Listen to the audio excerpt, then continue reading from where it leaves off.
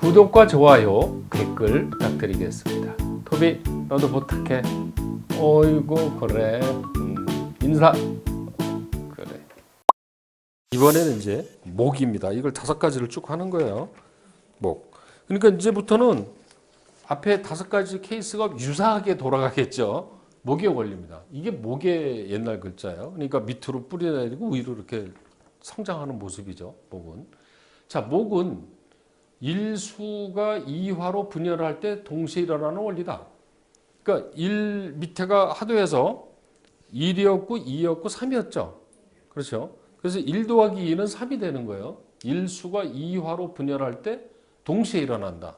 그게 무슨 얘기냐면 1이 2로 변할 때 3이 한참 있다 벌어지는 게 아니라 동시에 그 생긴다는 뜻이에요, 이게. 그런데 일임수 이정화죠. 이제 그거는 이제 암기하고 있어야 돼요. 하도에 그 10간 글자하고 숫자하고 세트로 해오라 그랬죠. 일임수, 이정화, 3팔목, 4구금, 5무토 이거. 그러면 일수와 이화를 합치면 3간목이죠. 3이 간목이잖아요. 그렇죠? 그런데 이게 1이 임이죠. 2가 정이죠. 그러면 우리가 이제 청간합이라는 걸 뒤에서 배우는데 정이라는 글자하고 임이라는 글자가 만나면 합이 돼버려요. 합이 돼서 변해요. 그러니까 이거 무슨 얘기냐면 합이 돼서 변해서 목으로 변한다는 얘기거든요. 그러면 요거는 불이고 얘는 물인데 불하고 물이 합쳤더니 목으로 변해버리잖아요. 이거는 어떤 의미냐면 합이라는 거는 엄마하고 아빠가 만나서 자식을 만든다는 뜻이에요. 이거는 그 얘기입니다. 그러니까 여기서 정하고 임에서 어떤 게 아빠고 어떤 게 엄마 같아요? 여러분이 보실 때 정하고 임이라고 할 때 정이 아빠, 임은 엄마 그럼? 자, 물이 화를 극해요? 화가 물을 극해요?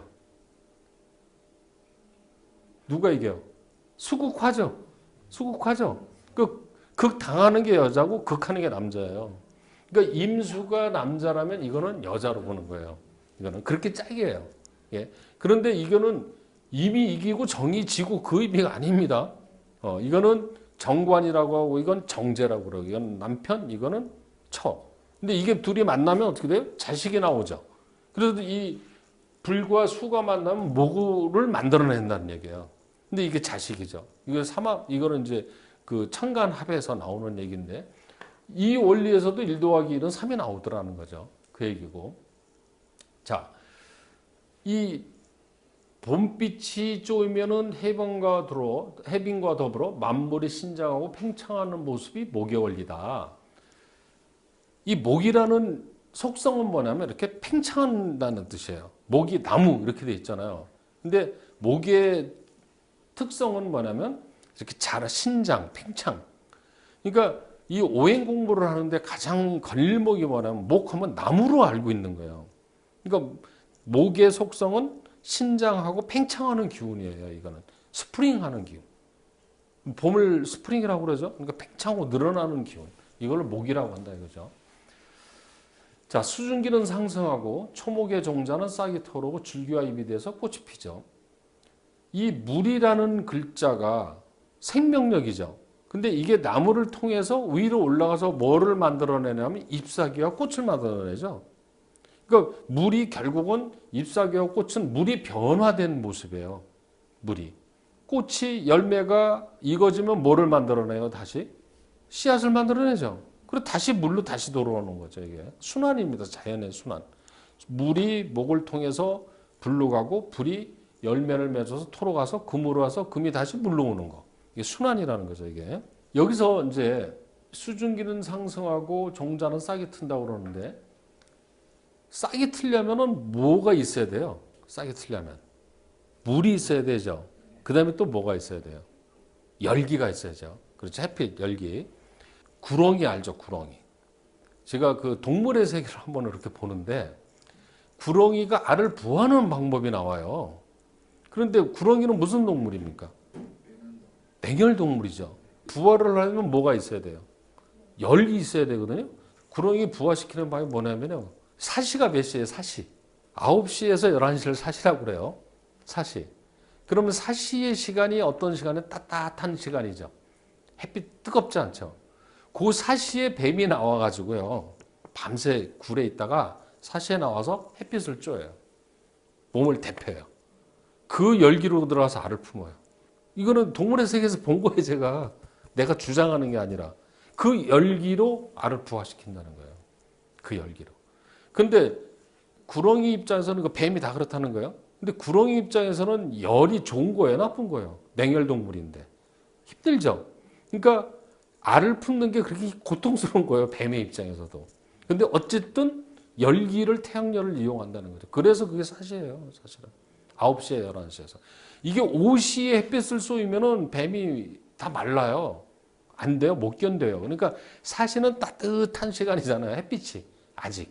그렇죠? 그래서 그 열기로 하더라는 거죠. 그래서 적천수에도 나오지만 탈태요화라는 말이 있어요. 탈태요화. 태에서 나오려면 불이 필요하다. 예, 탈태요화. 그래서 간목이 수증기가 상승하고 종자의 싹이 터오르려면 뭐가 필요해요? 봄빛이 필요한 거죠. 열이 필요한 겁니다, 이게. 자, 수와 화가 합한 현상이고, 수와 화가 상대를 누르면은 수화로 인해서 목이 작용을 한다. 수와 목이 합쳐지니까 물과 태양, 수분하고 태양열이 있으니까 목이 자라난다는 거죠. 그러니까 물과 수가 합치면 뭐를 만들어내요? 목을 만들어내는 거죠, 이게. 그러니까 이 명리학은요, 자연과학이에요, 완전히. 논리성이 있다니까요, 이게. 그걸 설명을 해주는 데가 없어서 그렇지. 그냥 에워 이렇게만 나오죠. 자, 목은 만물이 팽창하며 일어나는 기운, 증기가 발산하면서 생기는 현상이고요. 봄에 바람이 심하게 불고 건조한 현상은 목기운이다. 이 봄을 오행으로 목기를 풀면은 풍으로 풀어요. 풍, 바람풍. 그러니까 봄바람이라고 그러죠. 봄바람. 여름바람, 가을바람 이런 말은 없어. 봄바람이라는 춘풍 이런 말이 있잖아요. 봄 되면 바람이 많이 불죠. 실제로. 봄 되면. 그 왜 그러면 목기운 때문에 그렇다는 거죠. 목기운. 그리고 왜 봄 되면 건조해지냐?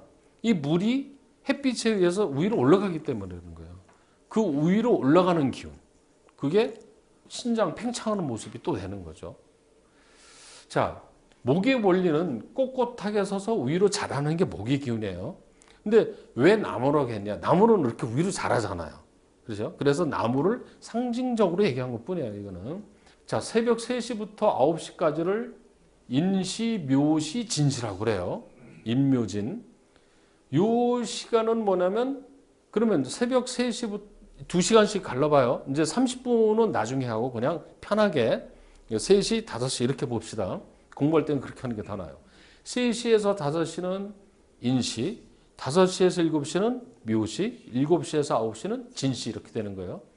그러면 무슨 얘기냐면 인시는 잠에서 깨어나는 시간이고 묘시는 세수하고 밥 먹고 출근 준비하는 시간이고 진시는 출근하는 시간이에요. 실제 시간을 보면. 그럼 3시에서 9시까지는 움직이고 있는 시간이죠. 그렇죠? 절에서 이 스님들이 일어나는 시간이 몇 시냐면요. 인시입니다. 인시에.